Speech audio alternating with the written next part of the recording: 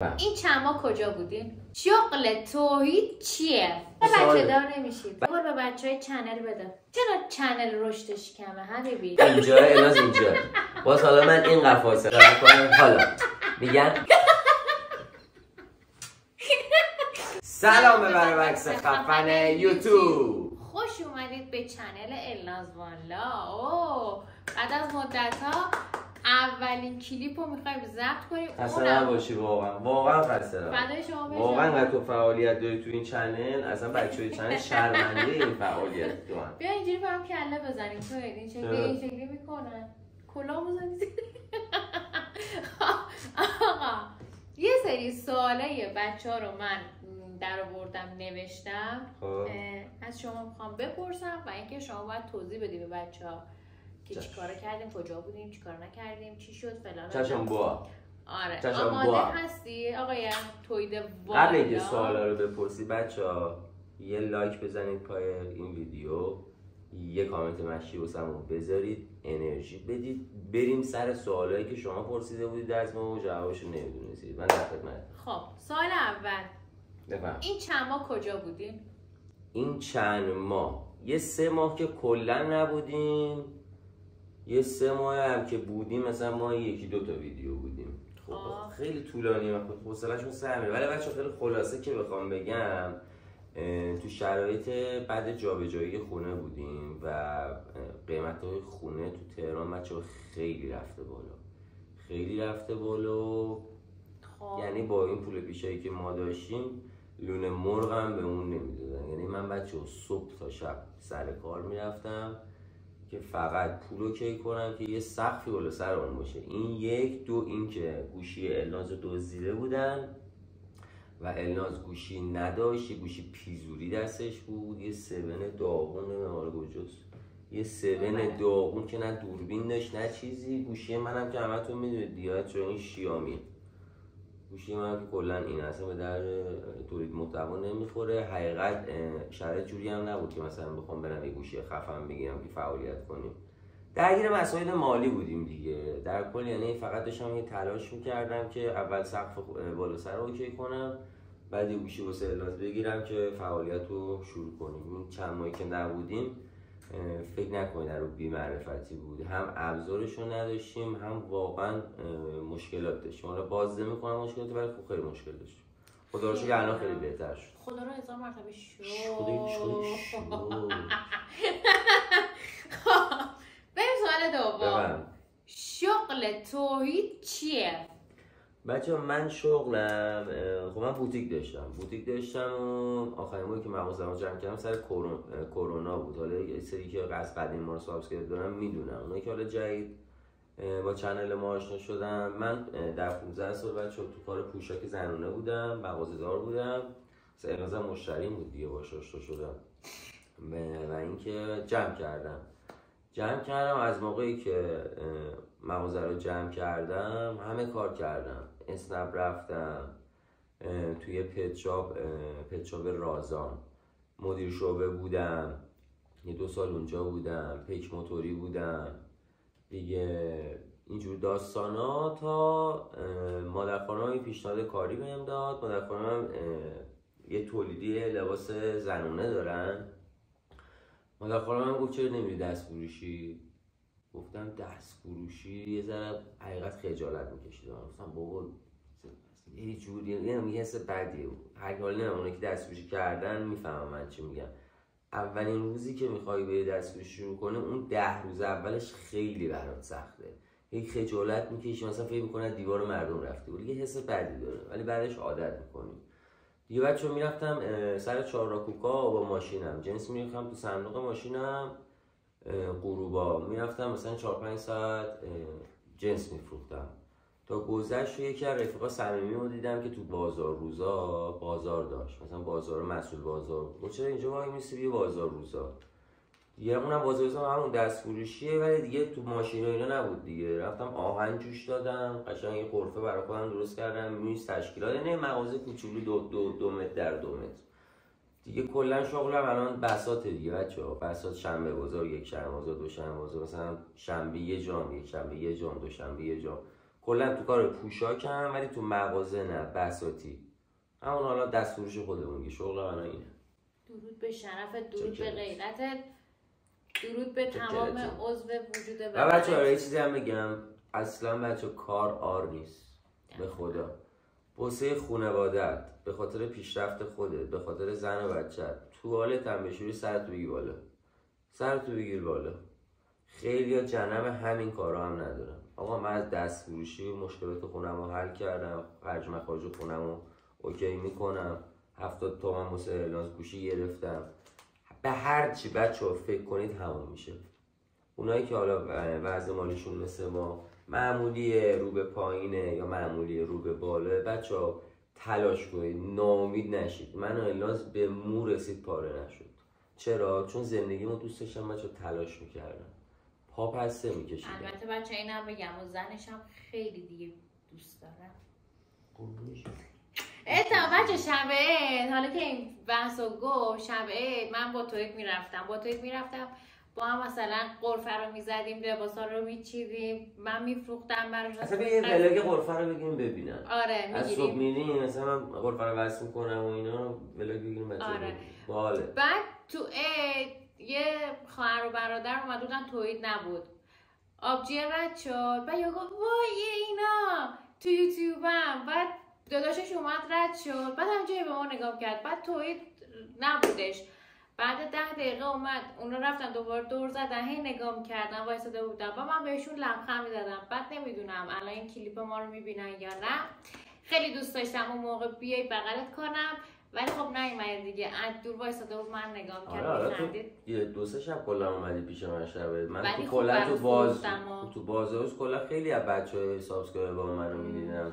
ولی بچه‌ها بیاید با هم عکس بندازیم، همون بغل کنیم. حالا من چیز میکنم بساطو بچه‌ها، یه ولاگشو میگیرم تا اون چنل 2 مونم میذاریم، چون چنل 1 اون فقط شو خرکیامونه دیگه، کلا حرفای دلی و چالش و بازی و اینجور چیزا تو چنل الناز. حالا من یه ولاگشو میگیرم شغلمو، بعد آدرسا رو تو ویدیو مینویسم، مثلا شنبه کجام، یک شنبه کجام، دوشنبه کجام. حالا اونایی که تهرانن دوست داشتم بیایم بچه‌ها، خوشحال میشیم ببینیمتون، یه عکسی با هم بندازیم، کیف کنیم، بگیم خدا وکیلی که پاشید بیاین بچه‌ها. ما دوست داریم، ما از این شخصیت‌ها نریم که خودمون رو بگیریم و فلان. اصلا بیای بیشتر تو معذب میشی تا من، یعنی اینقدر سر به سرت میذارم بیشتر تو خجالت میکشی تا من. این از این. با سوال بعدی. ولی خوب واسه دخل گرفتم. باشه بابا اینا طولانی شد. بریم. چرا بچه دار نمیشید؟ بچه من خودم 6 سال که ازدواج کردم، خیلی من بچه دوست دارم. یعنی من گارفید گربه‌مو لیس میزنم. من عاشق بچم. تو این 6 سال چه اصول دارم میاری؟ تو این 6 سال خیلی دوست داشتم بچه داشتیم. امسال دوست داشتم این کار انجام بدیم. الناز گفت نه، گفت یه ذره داریم جون میگیریم، یه ذره داریم رو روال میفتیم، امسال هم بچسبیم به کار، یه ذره وضعیتمون اوکی تر شه، ان شاءالله سال دیگه اقدام کنیم. اینم از بچه احتمال 99% اگه خدا بخواد صلاح بدونه، سال دیگه احتمال 99% اگه بشه میشه. خب این اینستاگرام یا یوتیوب؟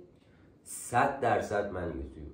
اصلا این اینستاگرام اصلا نیستم. خدا وکیلی یوتیوب کلیپ همین گوشی که واسط گرفتم، برو کامنتاشو بخون. از که 500-600 تا کامنت خورده، یکی اگه اصلا کامنت رو آدم میخونه عشق میکنه. ببین اصلا بچهای یوتیوب شخصیتشون فرق داره، اصلا لولشون فرق داره، ذاتشون فرق، اصلا خیلی آدم حسابی هست. اصلا یوتیوب رو اصلا نمیشه با اینستاگرام قابل مقایسه نیست. بعد خدا رو شکر من و الناز شاید بگم جز 5 نفر اول تو ایرانیم که اصلا کامنت منفی نداریم. من فکر نکنم اصلا اولیم. من هر کی دیدم آدم محبوب، آدم که تازه شروع کرده، آدمی که قدیمی، نسل 1 نسل 2، کامنت منفی رو داره. خدا سرشاهده اگه من یه دونه کامنت پاک کرده باشم. چرا اوایل چنل که کسی ما رو نمیشناخت، مثلا فهم کرد ما عدد اصولیم، 2-3 تا مثلا چرت، ولی اون موقع هم کم میخوردم. ولی حضرت عباسی همه با ما چه با همه خاکیم، یارو برام کامنت میذاره میزنم خاک پاتم، مخلصتم، چاکرتم. مثل بقیه نیستن اصلا یه استیکر بزنی یا زورش میاد جواب کامنت یارو بده. بابا یارو ارزش قائل شده، رفته بسته اینترنتی خریده، رفته فیلتر شکن خریده، از تایمش گذاشته، اومده این همه یوتیوبر خفن اومده داره کلیپ تو رو میبینه، یعنی واسه تو ارزش قائل شده، لایکت داره میکنه، کامنت هم واسط میذاره. کوچکترین کاری که من میتونم بکنم که جواب کامنتشو خیلی محترمانه و قشنگ بده. یه سری‌ها واقعا اینجوری نیست. خب یه قول به بچهای چنل بده. بچه این قول میدم که امسال دیگه کمکاری از من به هیچ عنوان نمیبینید، به هیچ عنوان. دوشنبه، چهارشنبه کلیپ لانگو 100% تو چنل اولمون داریم. تو چنل النازم قول نمیدم 3 تا ولی 2 تا رو اوکی میکنیم، یعنی در اصل تو جفت چنل 5 ویدیو داریم. 3 تا که در نهایت سرویس میکنیم، 2 تا هم حالا میشینیم بازی میکنیم، در دل با شما میکنیم، کامنتاتون رو میکنیم، عشق میکنیم. وایسا یه لحظه بچه‌ها، قول من بهتون میدم. اوکی بچه‌ها، دوست دارید اینجوری بشینیم باهاتون صحبت کنیم یا نه باهاتون مثلا بازی هم بکنیم؟ اینو به من بگید تو کامنت. چجوری میشه باهاشون بازی کرد؟ یعنی نه اینجوری مثلا ما با هم بازی الاسوتی هستم و در آخرم الاسوتی میمونم. خب چرا چنل رشدش کمه حبیبی؟ چنل ما بچه‌ها یه چیزی من خیلی همین نیم ساعت پیشم کامنت رو جواب دادم، مثلا خیلی ها نوشته بودن که چرا مثلا سابسکرایبات پایینه، تو قدیمی، تو همه کار قویه، تو اینقدر فلانی، اینقدر بیساری، چرا اینجوریه اونجوریه؟ بچه‌ها 4 تا دلیل اصلی داره. دلیل اول این که من با کسی فیت ندادم. مثلا اکثر اونایی که مثلا یو سابسکرایبشون میاد بالا، مثلا چه میدونم، مثال من تازه دارم استارت چنل یوتیوبم میزنم، مثلا با فلان کس که 100 کی سابسکرایب داره یا مثلا فلان کس 60 کی سابسکرایب داره با اون فیت میدم، از بغل اون خواه ناخواه من 10 کی 20 کی میگیرم، چون اون داره منو حمایت میکنه دیگه. ما از اول خودمون 2 تا بودیم. این یه دلیل. دلیل دوم، ما بچه‌ها شورت ویدیو رو الگوریتم نمیذاریم، سابسکرایب رو شورت ویدیوه. اون که میبینی مثلا خیلی سابسکرایب داره 70% سابسکرایبش از شورت ویدیو گرفته. من چنلم چون از روز اول رو الگوریتم شورت ویدیو نبودم، شورت ویدیوهای من وایرال نمیشه. مثلا خیلی ویدیوام که تو اینستاگرام مثلا 10 میلیون ویو میخوره، تو یوتیوب میذاره مثلا 3 کی 5 کی 7 کی میخوره. چون تو یوتیوب بچه‌ها سابسکرایب بخوای خیلی جذب کنی باید شورت ویدیو بذاری، میخوای واچ تایم و درآمدت خوب باشه باید هم کلیپ لانگ بذاری، مثلا همین کارا و دروی مخفی این چیزا. اینم یه دلیلشه. دلیل سومش هم بچه‌ها اینه که ما از موقعی که یوتیوب رو شروع کردیم ما بچه پولدار که نبودیم، متوسط بودیم، بعد تو این شرایط تو سن ما پشتوانه هم نداریم بچه‌ها، واقعا زندگی چرخوندن خیلی سخته. چون مشکلات زندگی خیلی داشتیم نمیتونستیم هی مدام کار کنیم. این چی میگن؟ مثلا 3 ماه بکوب کار کردیم من و الناز، یا 2 ماه 3 ماه پاچیدیم، یا یه داستان شده اصلا نه وقت این کار رو داشتیم، نه حوصله‌اش داشتیم، نه ابزارش داشتیم، نمیشده. یوتیوب چه جوریه؟ میگه تو رو الگوریتم با من بیا جلو، منم تو رو میارمت بالا. یکی از دلایلش هم اینه. دلیل چهارمش هم اینه که بچه‌ها خب یه سری چنل‌ها هستن مثلا میبینید 20 کیه. الان چنل من بچه‌ها بعد این ویدیو برید چنل که اون رو مقایسه کنید، من نزدیک 7 کی ام، برید ویوامو نگاه کنید، مثلا زیر 3 کی دیگه ندارم، زیر 3 کی 4 کی چنلی که 6 7 کیه، ولی طرف از 30 کی سابسکرایب داره مثلا 3 کی میخوره. من نسبت به تعداد سابسکرایبام ویوم خیلی بالاه، یعنی من چنلم بشه 20 کی سابسکرایب راحت زیر 30 کی ویو ندارم، یعنی سابسکرایب فیک ندارم، فیک نزدم.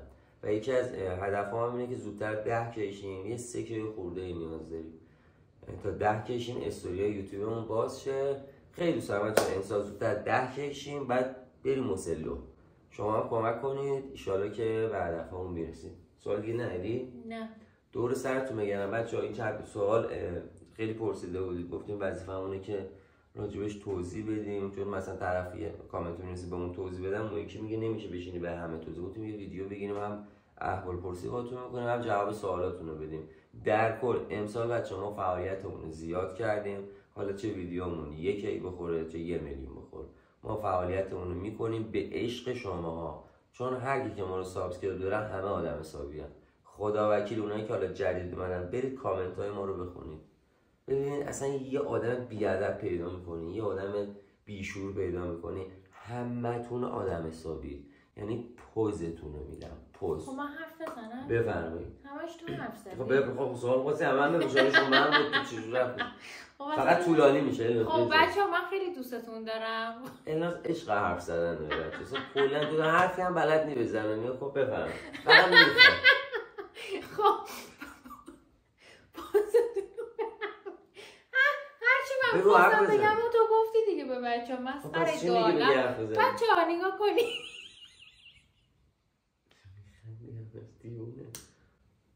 به خودش مصرف نکنید. بچه‌ها یوتیوب به خودت سالم بخواستید تسهیل یادم میرفتی. بچه‌ها خیلی دوستتون دارم. کلی واسم کامنت بذارید. اشکم هم در اومد. آره بعد یه سال ویدیو گذاشته، این که دیگه از الگوریتم اینجا الناز اینجا. باز حالا من اینقدر فاصله با الگوریتم الناز اینجوری. نه بچه‌ها هر موقع دوست داشتید بیایید این کلیپ ما رو نگاه کنید. بعد یه چیزی بچه‌ها اینستاگرام الناز هم حتما فالو کنید، اونجا هم کلی فعالیت میکنه. الناز حالا اینستاگرام خیلی فعالیتش زیاده. الناز والو رو تو اینستاگرام بچه‌ها حتما سرچ کنید، فالوش کنید. تو اینستاگرام خیلی فعالیت داره، کلی استوری باحال میذاره، ویدیوهای باحال میذاره. یوتیوب هم بچه‌ها ما رو به دوستاتون معرفی کنید. یه 3500 تا هول بشین 10 استوری باشه. ماشاءالله. یه چیزم بگم بعد خداحافظی کنیم. یه چیز بامزه میخوام بگم. بچه‌ها یا کریم یا کریم ها میدونید آخر برج که میشه به حسابکارشون چی میگن؟ حالا وایسادی بچه‌ها جواب بدن. نه بذار فکر کنم. حالا میگن به حسابکارشون حقوقمو بده.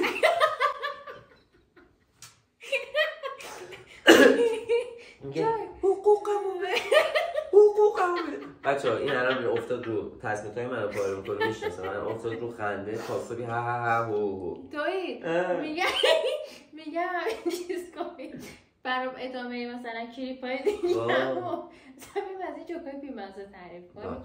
آره بچه‌ها دوستتون داریم شدید. داشت یه چیزی گفتی رو تصمیم‌ها گل. بچه‌ها دوستتون داریم شدید به مدت مدید.